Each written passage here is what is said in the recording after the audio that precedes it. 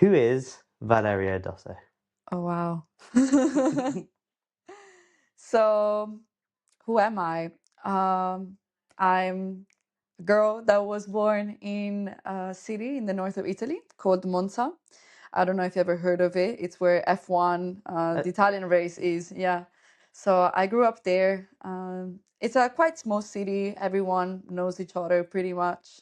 yeah, I'm very close to my family. I live with them. I mean, up until I moved to the UK. yeah. Um, and yeah, very close to my family. Actually, I live with my entire family in the same like kilometer, like square kilometer, Oh, basically. nice. So yeah, very close to my family. And then I moved here to Okay. the UK, Yeah. and I studied biomedical engineering at UCL. I've always been very interested in science, and in fact, my high school actually back in Italy was a so-called scientific high school. Okay.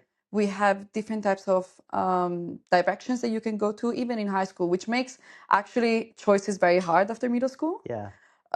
because you're already kind of choosing your path. Yeah. And I picked that one because I've always loved like maths, physics, science, the human body, like anatomy. Yeah. And after high school, I was really interested in anatomy and just the human body, but more from like a mathematical perspective. Okay. And so biomedical engineering was the best way for me to like explore that. Yeah. And I always wanted to live abroad, Okay. um, and just speak English. Every time I would go out, I would speak English to someone. And in fact, my friends kind of made fun of me for that. They were like, "Why are you always do you always manage to find someone to speak in English to?" And I don't know, I just like had it in me. I had to let it out and like practice it. Yeah. And I always had this dream of being abroad because my city just felt a bit too claustrophobic for Okay. me. Um, the prospects, I mean, are great. You can move to Milan, which is a bigger city, and work there and everything. But Yeah. for me, that wasn't enough, Yeah. because I just saw like a path that was like predefined for myself and kind of fit into that mold that all of my friends pretty much like did, right? Like Yeah. studying in Milan and then working in Milan. And Yeah. I just, I don't know, I just knew that I wanted more. Yeah. And I saw all these people in Milan coming from like different towns, different cities, and I was so inspired. Like, "Oh, I want to be there too. I want to speak another language. I want to meet new people. Like here, this is not going to happen." And so I informed myself on how to move abroad, on how to study abroad, Yeah. and I finally found I don't know how is it called, UCAS Yeah. application. Oh Yeah. my god, nightmare. uh, Especially if you do it by yourself and your professors don't even know what it is, right? Right. Yeah. I had to write my own recommendation letter in high school. I didn't Wow. even Okay. speak the language and I was just like typing whatever. Yeah. They didn't even know what I was doing, to be honest. But somehow it worked, which I'm Yeah. very happy about. Yeah. And also, I mean, like pointing out that I'm lucky enough to have even the opportunity to have that as an option. And Yeah. I don't take that for granted because lots of people want to do this and they can't. And I'm extremely lucky for that. So I took the opportunity, of course. Yeah. So, and I came here and I got accepted for UCL, which for me was already like amazing, right? Yeah. In my family, only my dad, sorry, only my mom did university. Wow. And she did it in a field that she never used as well, economics. She never Mm. did economics after. My dad never went to university. So I was kind of like I'm the first generation in my family really to move abroad for university and doing something like engineering, right? Yeah. Like a woman in STEM. Ooh. So, yeah, so I moved here and I would say that like here in London is where really like I learned who I am. Yeah. So this is all like a backstory of Yeah. like here I learned really who I am, because when you are away from your family, which is very hard. I don't know about yourself if how like your background and how you feel about this, but Yeah. I mean it's been and it is really hard.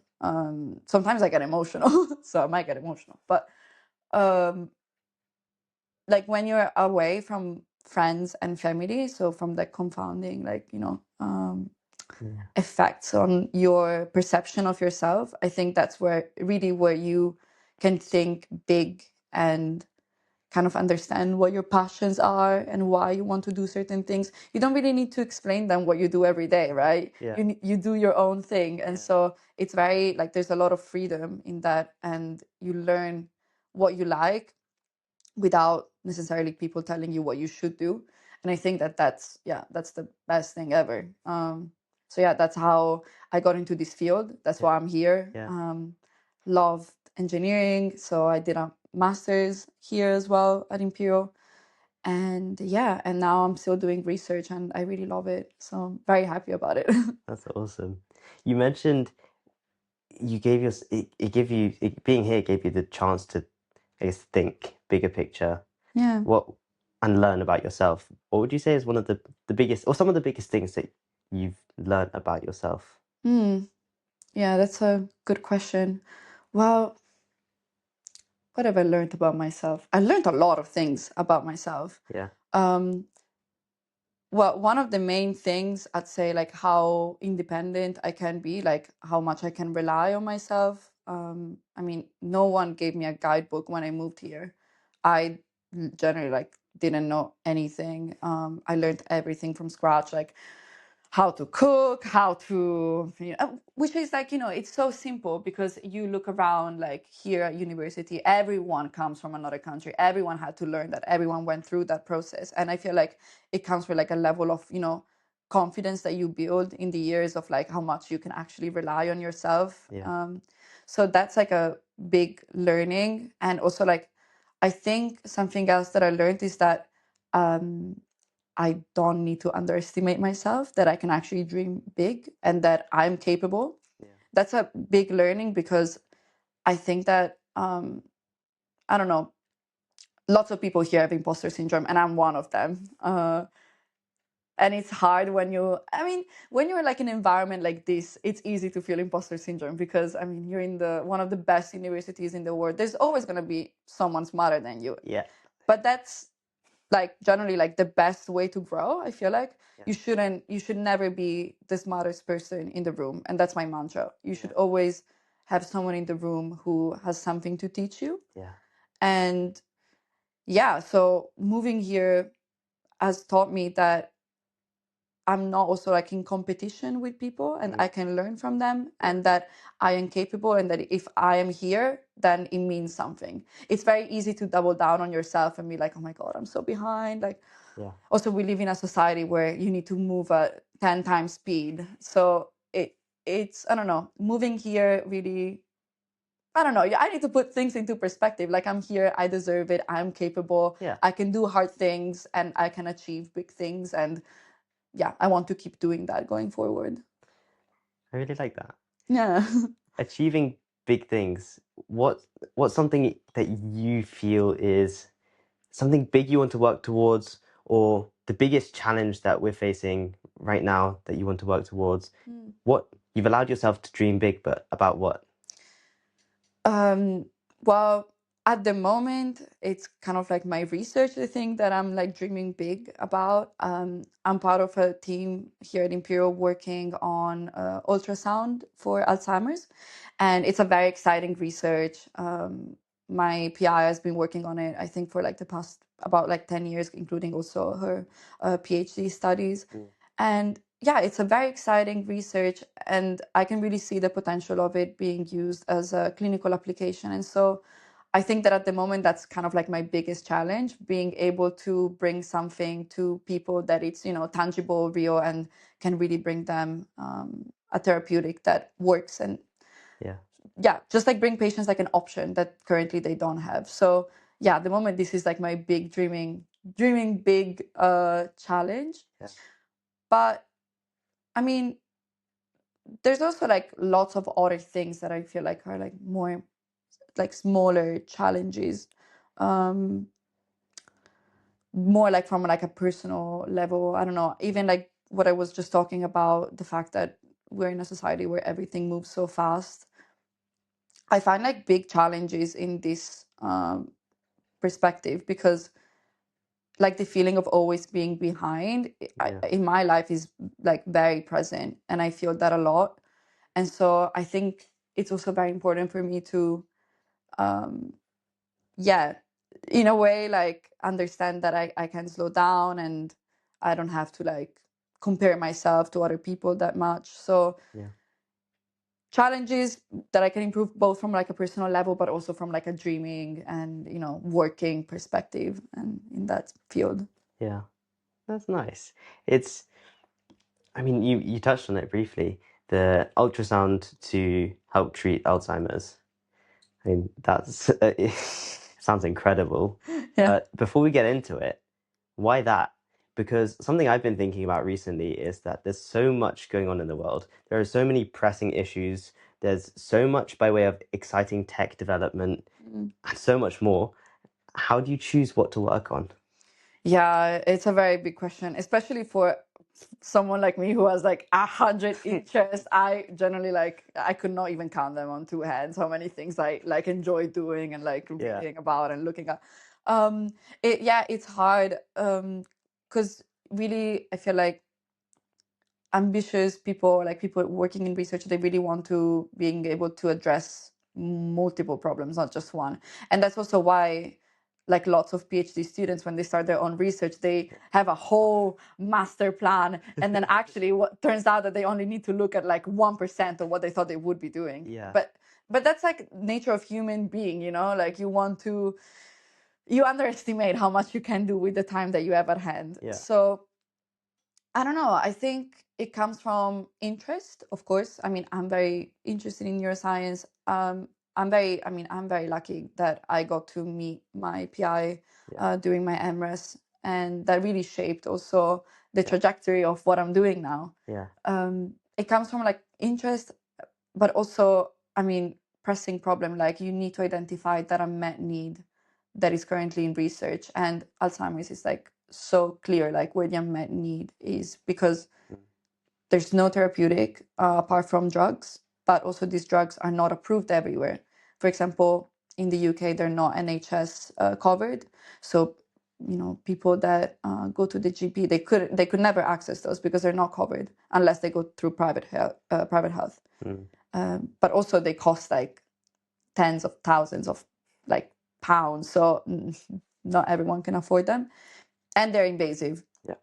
So there's a clear unmet need, and so choosing what you want to work on comes from like a mix of like interest and like seeing where you can really make a difference, I think. Mm.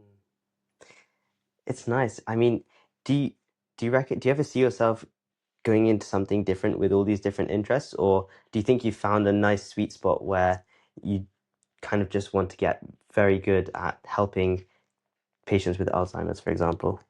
Yeah, so I think definitely, I mean, Yeah, my life is going to be hopefully very long. yeah, um I see myself addressing more problems.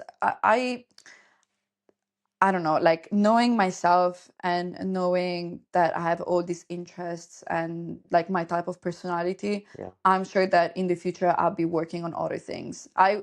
My dream, I'd say, is like working at this interface of like research and innovation, like how to bring, you know, research into the real world, because yeah, like this transition is not straightforward. So there's like several different things you need to consider, and I really enjoy what I'm doing now because I'm creating kind of like a role for myself to be there. yeah. And so it's very exciting, but I also see myself working on other problems later on in the future for sure. Nice.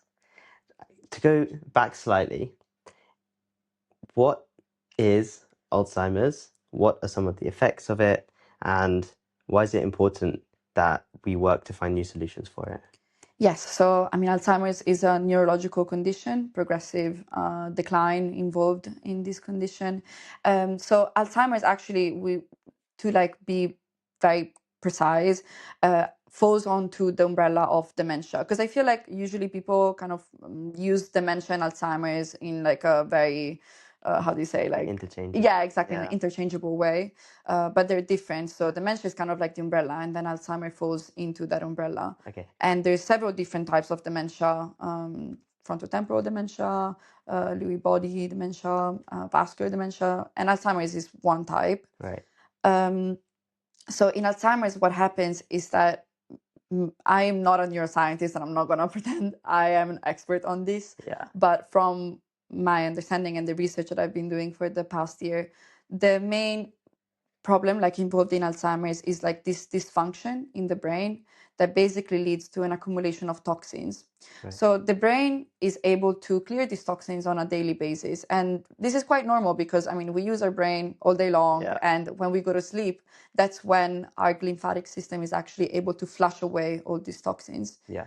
But in Alzheimer's, this system, this whole pathway doesn't work as well anymore. Right. And what happens is that if there's an accumulation of these toxins, if there's an increase in inflammation, which is exactly like the like pathological like profile of Alzheimer's, then you start losing neurons. So there's neuronal loss, this increasing inflammation, so dysfunction in the brain. And what happens is that this leads to also a decline in cognitive functions.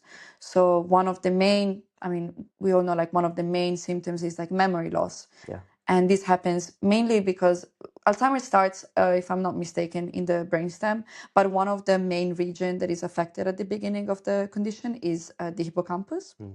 And this is a deep brain region, kind of shaped like literally like a, how is it called? One of like a seahorse. Yeah. And it's like a deep brain region that it's involved in translating short-term memory into long-term memory. And so when this region gets affected, that's why patients start to kind of like lose memory, or be more than losing memory, is also like being kind of disorientated. And some people also gets affected in, I found out very recently, some patients actually gets affected more into their senses. So like their smelling sense, taste, Right. balance as well. Yeah. And yeah, so the disease can present in symptoms in many different ways. When you meet one person with Alzheimer's, you meet one person with Alzheimer's.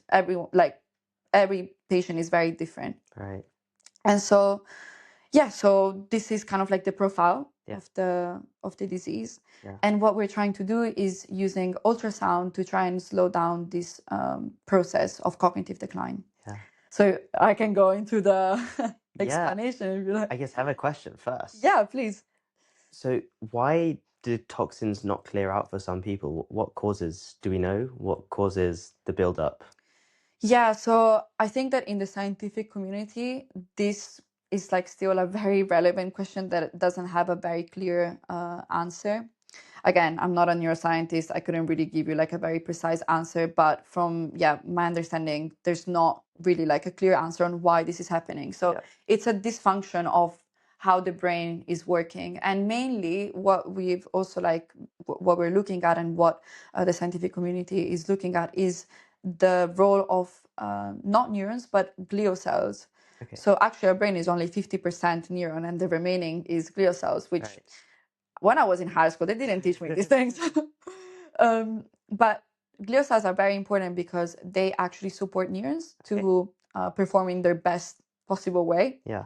And so when these cells start to not work properly, that's when all this cascade of events like neuronal loss and inflammation and decrease in phagocytosis, etc., start to happen. Because glial cells are basically like sort of like the immune system of neurons, or like the brain. Okay. And they provide like support function, nutrition, again like phagocytosis, so clearance of toxins. And so when they start not working very well, which happens as you age and mostly in Alzheimer's, that's when all these problems show up. Right. And what are you working on to help combat this? Yeah, so we're working with ultrasound. Yeah. So ultrasound is basically just sound waves, but in the range of like non-audible waves. Okay. So our audible range goes from 20 to 20,000 hertz, and ultrasound is basically anything above that. Okay. We use ultrasound in a non-invasive way. Is a completely non-invasive technology because of the nature of the technology itself. So can you describe what you mean by non-invasive?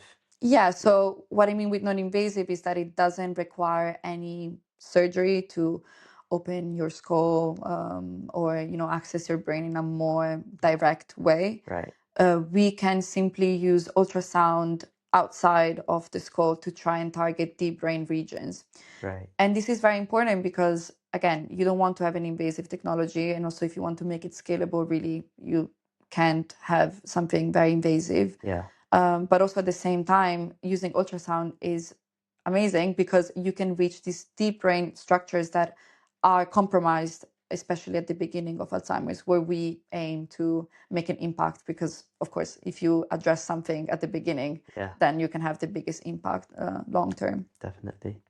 So how does it work? We have ultrasound as waves, Yeah. and what's it doing? So the whole process. So also apologize if I'm getting too scientific No, here, that's okay. but let me know if this Yeah, is if this I is should great. explain it a bit better. So the main way of like how ultrasound works on brain cells is through a mechanotransduction process, and Okay. what that means is that you have to think about like ultrasound is basically just like waves that are Yeah. like shaking kind Okay. of like brain cells very quickly. Yeah. um, and what happens is that on the surface of these cells, there's like these ion channels, Yeah. and these ion channels can get opened Mhm. by the use of ultrasound. So ultrasound can open these ion channels, especially calcium ion channels. Okay. And therefore, when this happens, there's an influx of ions, Yeah. and this creates a cascade of events that in literature has been shown to reduce inflammation, improve phagocytosis, and therefore all these like pathological problems that are involved in Alzheimer's can actually be addressed by the use of ultrasound in this non-invasive way, which is amazing. It sounds like magic, to be honest, Yeah. but yeah, it's real. How do we know? How do we know that ultrasound does that? How do we know that this is like the pathway How do through? you know this is the pathway? So this was actually discovered by a group, Okay. Shapiro's lab. Okay.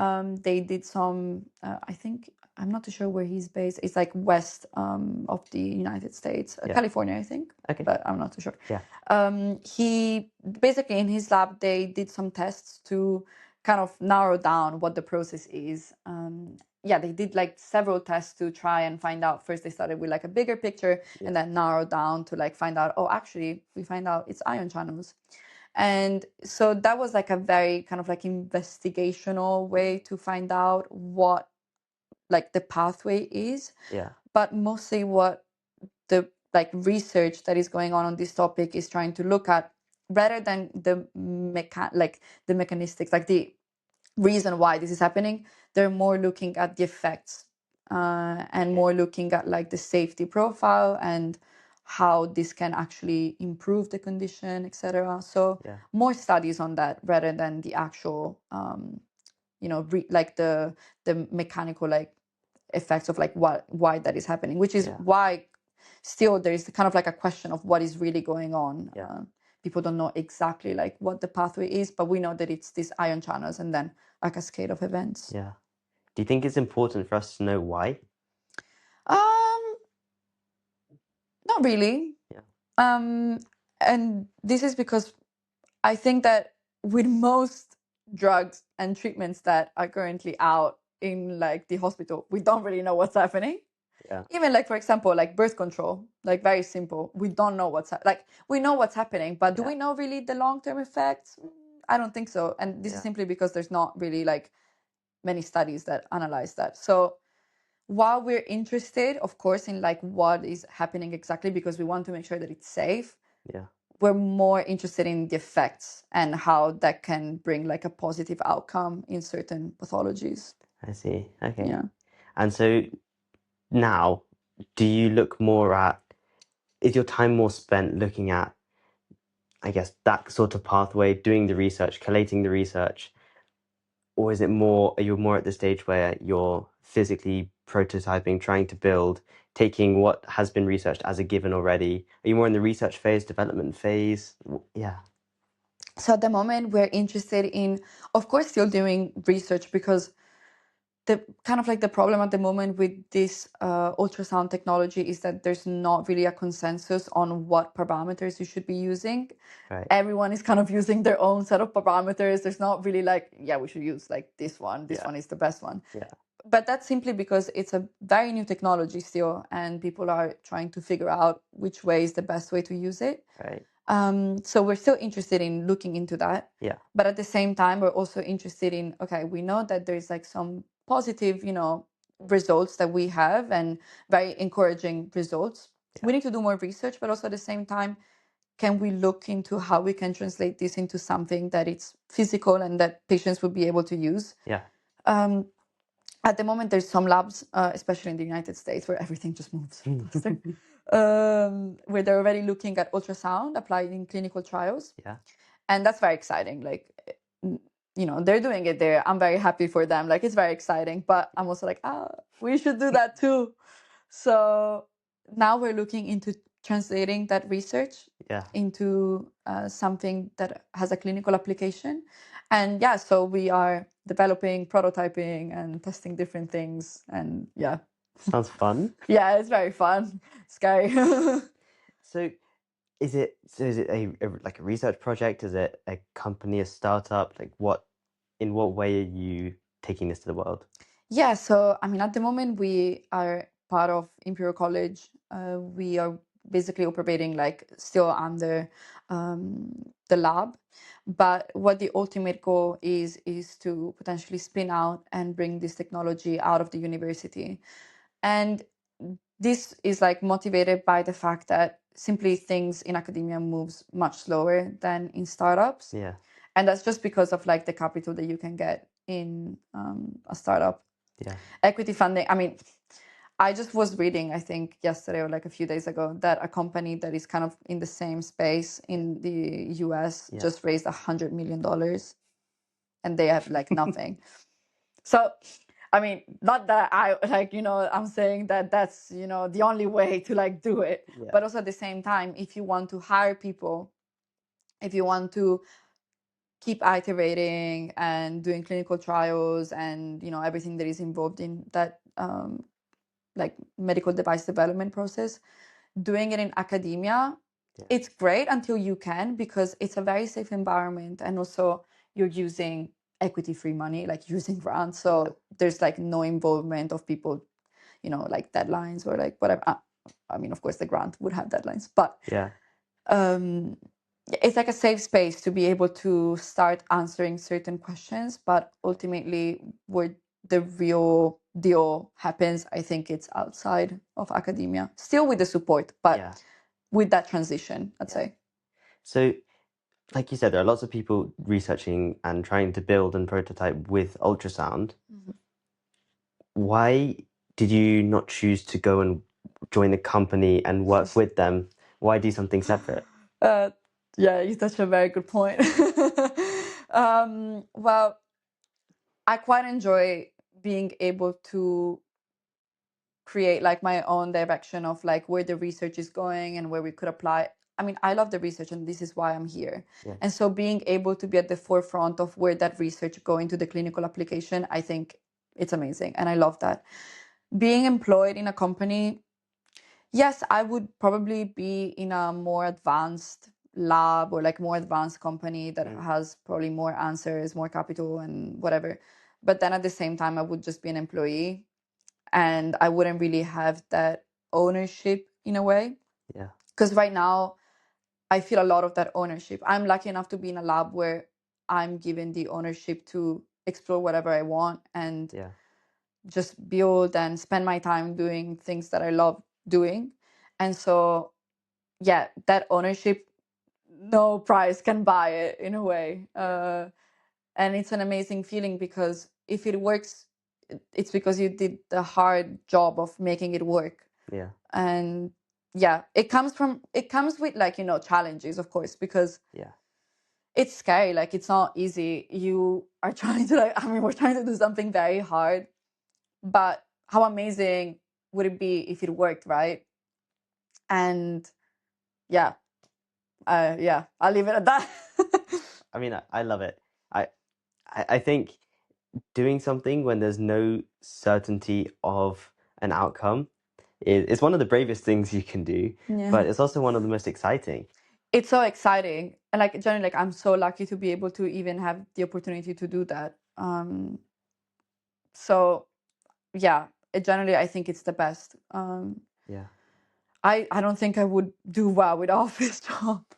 I couldn't do that. I actually, it's very interesting because I was going to work for a company when I finished my master's Yeah.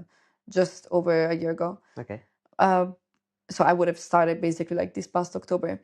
And I got the offer and everything was like set. Like I signed the contract as well. Yeah. And then like last summer I said, oh my God, no, I can't do that. I love this research. Like I want to do this, or like I want to make an impact. Like I want to have ownership over what I'm doing. And so I had a conversation with my supervisor, Yeah. and we came up with a plan, and that's why I'm still here. So Yeah. yeah, very lucky to be able to do that. But again, yeah, it comes with challenges because there's not really anyone telling you what you should be doing. Yeah. So you need to be very proactive, and the uncertainty sometimes can be a little bit scary because you don't know what's going to happen, or if someone is moving faster, or Mm. if I don't know what you're doing is. Yeah. Sometimes you're like, oh my God, I'm big useless. Like this is just useless. This is stupid. But yeah, sometimes it's good to take a break, look at things from a different perspective, sleep over it, and Yeah. yeah, usually things feel better after that. It's nice to hear how you speak about your research because I get this quite a lot from my family in Mm, that they say, don't stay in research your whole life. mm, And they mean it with love because they know I also want to do something impactful to truly help people. And I guess there's some sort of, I don't think stigma's the right word, but a preconception that academia and research is very slow paced and much more yeah. relaxed. But it's nice to hear a slightly different version of that story. Yeah, well, I could kind of like say the same. When I told my parents that I was going to like still do research, I mean, I still got like after some months that I was employed, like, so when are you gonna apply for like a job? I'm like, I have a job. What are you talking about? Yeah. So yeah, there is a little bit of like stigma, and I think that also comes from like just not knowing what I'm doing all day. Yeah. They don't. My parents don't know what I do all day. Yeah. I barely know what they also like do in their job. So to be fair, Yeah. it's mutual. Yeah. Um, but yeah, I mean, what I love about academia is the fact that you can just explore whatever you're interested in and what excites you. And Yeah. I mean, that also depends on kind of like the environment you're in, right? Mm. Because if you are in a certain type of lab, maybe that's not possible, right? And you're just given instructions. While in like the lab where I am right now, I feel like I can explore whatever I'm interested in, and that's amazing. But also at the same time, I also couldn't really work in academia for the rest of my life, I think. Yeah. I don't really want to stay here for, the long ride. Yeah. I just don't see myself fitting in here long term. Okay. But I just quite enjoy the translational aspect, like because research for just the purpose of research, I just don't see the utility. Yeah, great to know, but Yeah. also okay, but then how? Like, what's the point? Yeah. How do we make this useful? Yeah. And I know that well, I'm also contradicting myself because Okay. not everything has to be useful, Yeah. right? Yeah. I also like do things just for just for doing them. So not everything has to be useful, Yeah.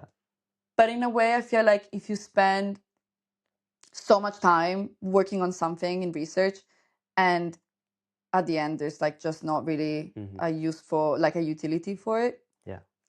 Yeah, I don't know, I just couldn't. I've had quite a few conversations with people in academia, and they tell me about the work they're doing or the research they had done previously. And they say, oh, yeah, I developed this thing with this company, and I spent 6 years of my life doing this. Hmm. And then they got to the end, and the company said, we don't want that thing. Yeah. And I, I mean, they didn't seem to mind though. And I mean, I said to them, so did you not start out with the problem that Yeah. there is a problem and this company wants the solution, so you're going to work until you get to a solution that you're happy with, that solves the problem and helps. And Yeah. they said typically these companies just pour a bunch of money into academia, tell smart people to go do research, and if something comes of it, then something comes of it. Mm. And a lot of them seemed okay with that, but that doesn't sit right with me. No, it doesn't sit right with me either, to be honest. I couldn't do that. Yeah. But in fact, like you touched like a very important point, like design cycle and Yeah. like human factor. Like if you don't take into account whoever is going to use your technology at the very beginning of when you're developing it, it's gonna be hard later when you have something, completely done, or at least in your head is like completely done, and Yeah. then showing up to, oh, take it, and they're like, oh, we don't need it, right? That's Yeah. literally like one of the first things that we learn during my MRes. It's called medical device design and entrepreneurship. Okay. Very specific. I Yeah. love it.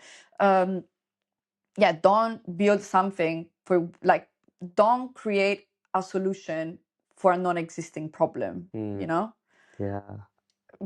and this is like something very important, and people in the field keep saying that, and they keep iterating that you really need to find a problem and find a solution for the problem, Yeah. but don't try to find a solution for a problem that doesn't exist.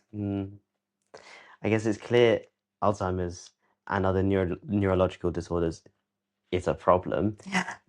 but how did you validate that the way you're going about it is something that's wanted? People want something that, well, I'm assuming goes on your head as a wearable. Yeah. And I guess logically it makes sense, but when you started off, when you were doing more of the research, did you go and see people in hospital, or did you do outreach, or how did you how did it begin? Yeah, so this is a process that is like ongoing, because we are just now like developing the technology and asking ourselves like exactly these questions. Yeah. Yeah, so we're starting that process of involving people with lived experiences of dementia in our design cycle, talking to carers, talking to neurologists, clinicians, regulators, commissioners, yeah, everyone. And it's really important because when you start talking to people that not only are going to use the device, right? Because you want to talk to the patients who are going to use it, because ultimately, exactly, they're going to put this thing on their head. Yeah. And if they don't feel comfortable doing that, don't, like, Yeah. it's over. Yeah. But at the same time, they're not the only people you should talk to. They're not the only stakeholders you should talk to. You should talk to the neurologists, Yeah. because the neurologists are the ones that diagnose the condition and create the care plan for the patient. Yeah. If they don't believe in your technology, they're not going to advise them to use it, right? But then at the same time, they are also like key opinion leaders. They tell commissioners, oh, you should buy this technology and have it in this hospital. So then you should go to the commissioners and be like, exactly. So it's literally like a stakeholder map. Yeah. You really need to think about what the pathway is, identify who those people are, and go talk to them. Yeah. And this is exactly what we're doing now, which is a very exciting process, very tiring. But there's like some very good resources out there to be able to do this, and Yeah. very good programs. Yeah. And yeah, for example, Innovate UK offers some very good programs to be able to do this. Yeah. But even if you just like talk to your technology transfer office, they're experts and they know exactly how a technology gets to market. Yeah. And so they will know what people you should talk to. Yeah. It's interesting because I see so many really talented people who are genuinely skilled, but they don't know how or where to place their talent, their skill, their ambition, or all of them.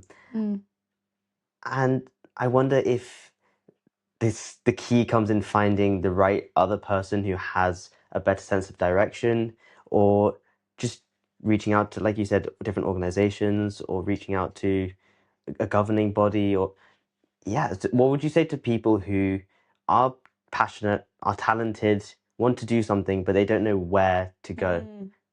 Yeah, that's a very good point. So I guess it depends on where they see themselves, right? You're talking about like someone who might want to like create his own company and like build something, for example. Yeah.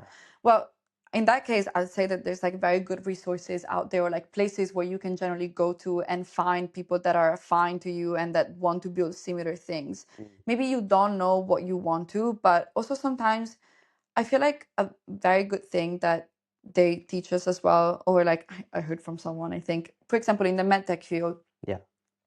you want to make something, you want to solve a problem, you just don't know what the problem is, but you feel like you're capable, you are passionate, you're ambitious, you want to do something. Something that they advise to do is, okay, why don't you ask a clinician or a nurse or whoever to shadow them in the hospital and like take notes of whatever they're doing Mm. and see where there's certain gaps. Maybe they're complaining about something. Oh, okay, like write that down. Okay, Yeah. that's a problem that we might create a solution. Like we can create a solution for that.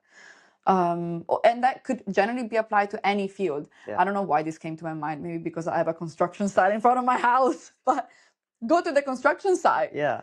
Go talk to the workers. Like go see what they're doing. Maybe you're gonna find something that they struggle with, and that's a gap that you could fill. But also on the case of like finding someone who might be able to work with you.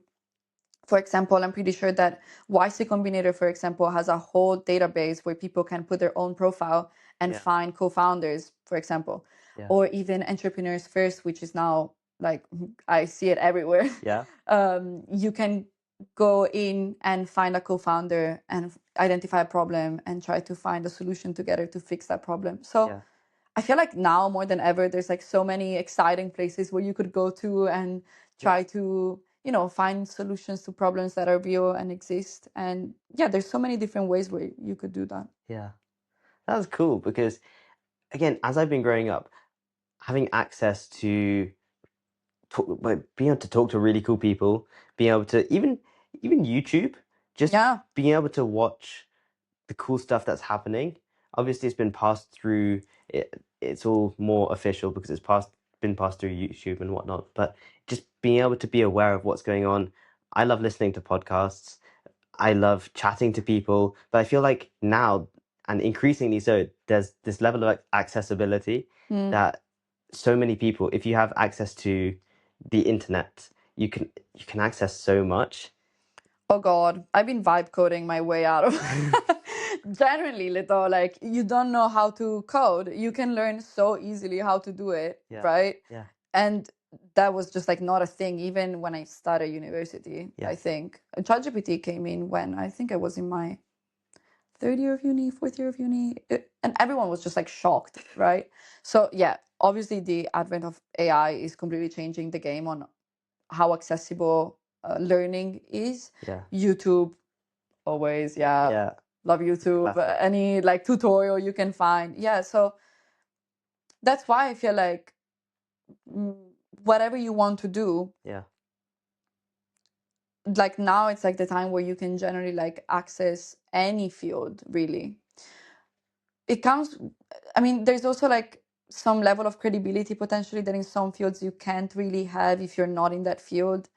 I mean, I'm aware that, for example, neuroscience, like people that don't have a PhD, maybe Mm.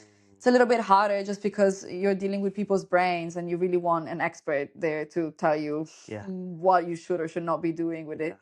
it. But in any other field, yeah, the level of access that we have now to learning is amazing. Yeah. So yeah, go out and search and learn and do everything. I guess for me personally, I've become really fascinated with the brain recently. And just the fact that there's so much we don't understand about it. Yeah. But then once we do start to understand and then implement, like what you're doing, I feel like the opportunities to help people truly are endless. And I guess a question for you then would be, I study mechanical engineering Hmm. and I really want to develop, I guess, my knowledge, my skills, and anything that can help me help and make a true impact in this space. Hmm.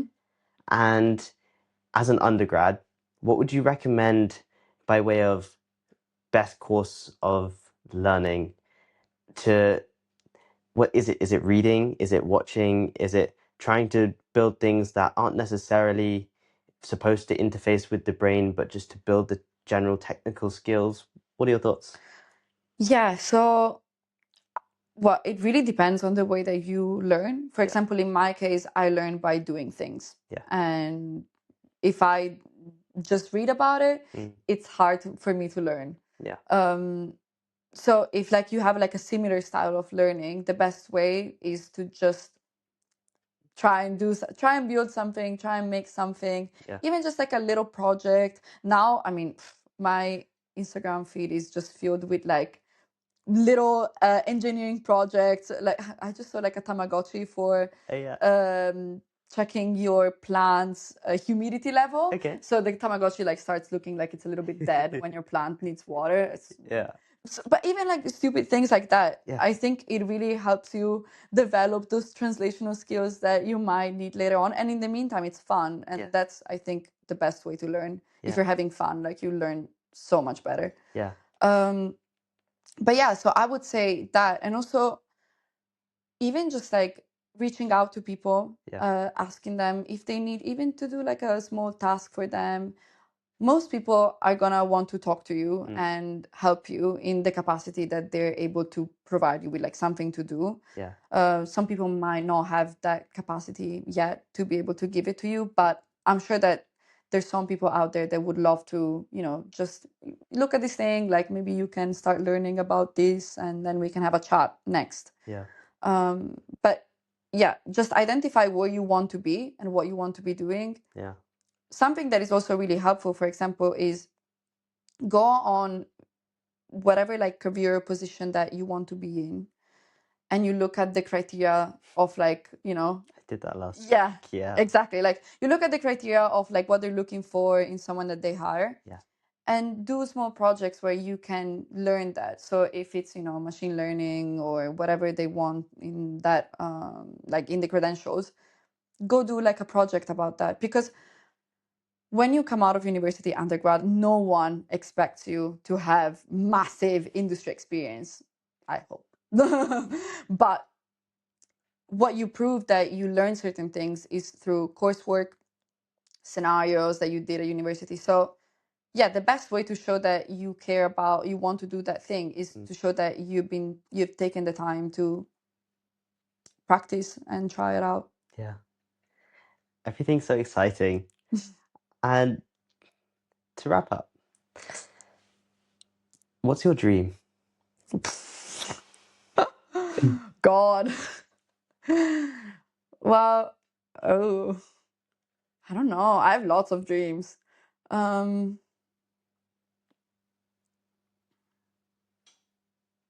Very, very deep question. God.